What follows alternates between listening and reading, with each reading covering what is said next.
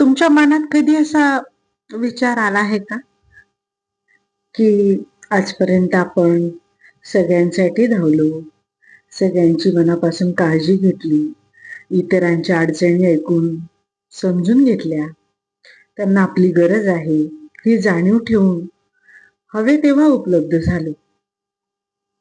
पण आज मला गरज आहे, मला मदत हवी आहे, मला समजून घ्यायला हवं आहे. तर माझ्या मदतीसाठी खरंच कोणी उभं राहील? हा प्रश्न येऊ शकतो ना? आणि समजा असं झालं तर? नमस्कार मित्र-मैत्रिणींनो, मी सुरेखा नरेंद्र. श्री स्वामी समर्थ. आजचा विषय कदाचित प्रत्येकाच्या मनाला स्पर्श करून जाईल. कारण हा विषय काही फक्त शब्दांचा नाही, तर या विषयाला बरेच लोकांच्या आयुष्यातील वास्तव आहे आणि खूप जण याला रिलेट करू शकणार आहेत. आपल्यालाही मन भावना आहेत, सगळी नाती व्यवस्थितपणे निभावतो. आपल्या आजूबाजूला आपली वाटावी अशी खूप माणसं आहेत. मी प्रत्येकाचा आधार दिला, प्रत्येकावर माया केली, कर्तव्य निभावली, मनापासून प्रेम केलं. पण आपलं दुःख, वेदना, आपला त्रास सांगण्यासाठी आपल्या कठीण काळात एकही माणूस आपलं म्हणून ऐकून घ्यायला नव्हता. या कठीण काळात एकटेपणाची किंमत का मोजावी लागली? आजचं मनोगत अशा प्रत्येक व्यक्तीसाठी आहे, जी नेहमी सगळ्यांसाठी महत्वाची असते. पण स्वतःची जेव्हा वेळ येते, तेव्हा उसना आणून किंवा आपण खूप स्ट्रॉंग आहोत असं स्वतःच्या मनाला दिलासा देऊन स्वतःला सावरत असते.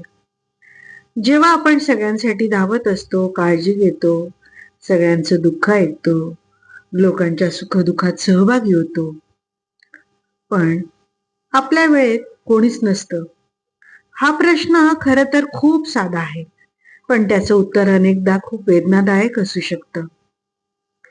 आपल्या आयुष्यात काही लोक अजूनही असे आहेत, जे स्वतःचं दुःख बाजूला ठेवून आनंद देतात, भावना जपतात, अडचणीच्या काळात न मागता मदत करतात. स्वतःला कितीही अडचणी असल्या तरी कायम आनंदी राहून स्वतःच्या अडचणी दूर ठेवून दुसऱ्याच्या चेहऱ्यावर हसू आणण्याचा प्रयत्न करतात. पण त्यांना हे वास्तव माहीतच नसतं की उद्या जर माझ्यावर काही वाईट वेळ आली तर माझी काळजी घेणारं कोण आहे?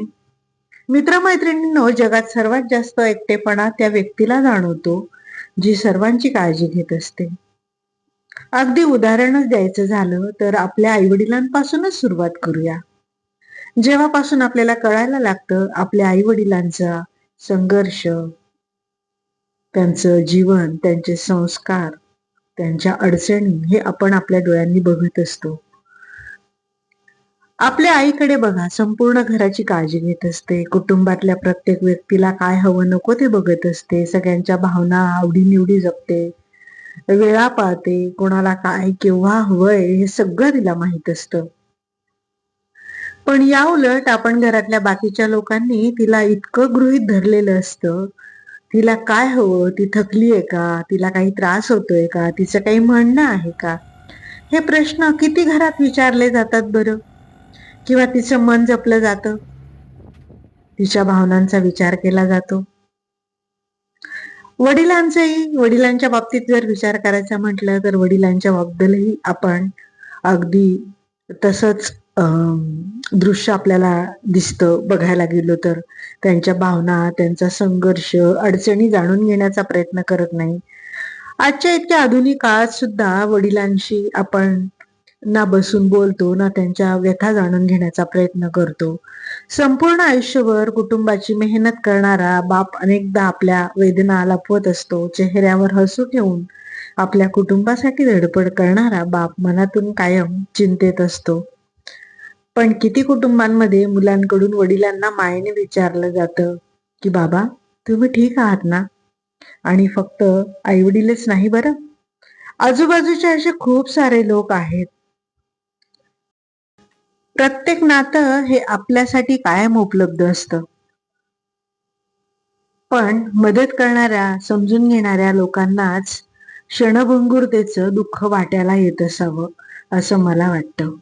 कारण अजूनही आपल्याकडे ऐकायला थोडं अवघड आहे, पण वास्तव हेच आहे.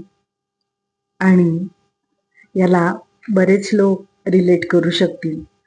तुम्ही समोरच्याला किती वेळ दिला, मानसिक आधार दिला, मार्ग दाखवला, मार्गदर्शन केलं, दुःखी असताना त्याच्या मनावर प्रेमाची फुंकर घातली, त्याचा हिशोब किंवा जाणीव ठेवली जात नाही. या सर्व गोष्टी व्यर्थ समजल्या जातात. तुमच्या वाईट काळात हिशोब फक्त पैशाच्या व्यवहाराचा ठेवला जातो आणि हेच वास्तव आहे. हे अनेक जण अनुभवत पण असतात, पण भावनिक असलेल्या व्यक्तीला ते स्वीकारायचं नसतं. ते इतरांसाठी नेहमी उपलब्ध असतात. लोकांना त्यांची सवय होते, त्यांच्या प्रेमाची, त्यांच्या मदतीची, त्यांना हवं तेव्हा उपलब्ध असण्याची.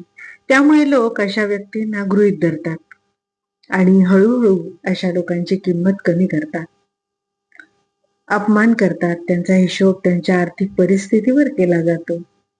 अशा भावनिक लोकांना जेव्हा हे लक्षात येतं तेव्हा ते थकतात, शरीराने नाही मनाने, आणि ते एकांतात मार्ग निवडतात. वाईट वेळात माझ्यासाठी कोण हा प्रश्न काही स्वार्थाचा नाही. हा प्रश्न माणूस म्हणून असलेल्या गरजांचा आहे. जगातल्या प्रत्येक माणसाला प्रेम हवं असतं, आधार हवा असतो, कुटुंबाची, आजूबाजूच्या समाजातील लोकांची साथ हवी असते, कोणीतरी सुखदुःख विचारणारा हवं असतं. पण ज्यांच्याशी आज आपण खूप चांगले वागलो, आयुष्यातला किमती वेळ दिला, तेच लोक तुम्हाला जाणून बुजून संकट काळात एकटे टाकतात. अशा लोकांचा राग येत नाही, तक्रारही नाही, पण त्यावेळी एक पोकळी निर्माण होते. कारण आपण अशा व्यक्तीला स्वतःपेक्षा आपल्या आयुष्यात जास्त महत्व दिलेलं असतं, त्यांच्या अडचणीत उभे राहिलेलो असतो आणि आपल्या वाईट काळात ती साथ सोडून निघून जातात. का तर त्यांना आपल्याला आर्थिक मदत करावी लागेल, वेळ द्यावा लागेल. म्हणूनच मित्रमैत्रिणींनो, आयुष्यात एक गोष्ट कायम लक्षात ठेवा. नातं कुठलंही असो, एका दिवसात खराब होत नाही. त्याची सुरुवात गैरसमज, अति अपेक्षा, दुस्वासातून झालेली असते. प्रत्येक नातं आपल्या अपेक्षा इतकं खोल नसतं. म्हणून आयुष्यात अनुभवातून शिकत राहायचं. इतरांसाठी जगा, पण स्वतःलाही तेवढंच महत्व द्या. इतरांबरोबर स्वतःचीही काळजी घ्या. इतरांवर प्रेम करा, पण स्वतःवरही प्रेम करा. स्वतःला विसरलो तर एक दिवस स्वतःचा शोध घ्यावा लागतो. आपल्या बरोबर जेव्हा आयुष्यात अशा गोष्टी घडायला लागतात, तेव्हा आपण अनेकदा आनंदासाठी लोकांवर अवलंबून राहायला लागतो. पण समाधान तेव्हाच मिळेल जेव्हा आपण स्वतःचा आधार बनू.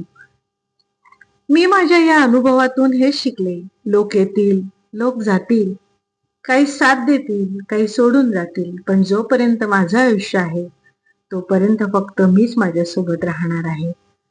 म्हणून मी या नैराश्यातून बाहेर पडले, स्वतःशी मैत्री केली, स्वतःची किंमत ओळखली, स्वतःला वेळ देते, स्वतःला आवडणाऱ्या गोष्टी करते, स्वतःच्या मनाचं ऐकते. आज हे मनोगत ऐकताना जर तुम्हाला वाटत असेल की तुमची काळजी घेणारं कोणी नाही, तर एक गोष्ट लक्षात ठेवा. स्वामींनी आपल्याला खूप मोठी ताकद दिली आहे. आतापर्यंत जे जे चॅलेंजेस फेस केले तेच तुझ्या सामर्थ्याचं प्रमाण आहे. तू एकटी नाहीस. स्वामी कायम तुझ्या सोबत आहेत. स्वतःची किंमत कधीच कमी करू नको. तुम्ही इतरांसाठी नाही, स्वतःसाठी महत्वाचे आहात. मित्रमैत्रिणींनो, व्हिडिओ पूर्ण ऐकला असेल तर लाईक करा, जास्तीत जास्त लोकांपर्यंत शेअर करा आणि चॅनलवर जर कोणी अजून नवीन असतील तर सबस्क्राईब करायला विसरू नका आणि कमेंटच्या माध्यमातून तुमचे अनुभव लिहायला विसरू नका. धन्यवाद. श्री स्वामी समर्थ.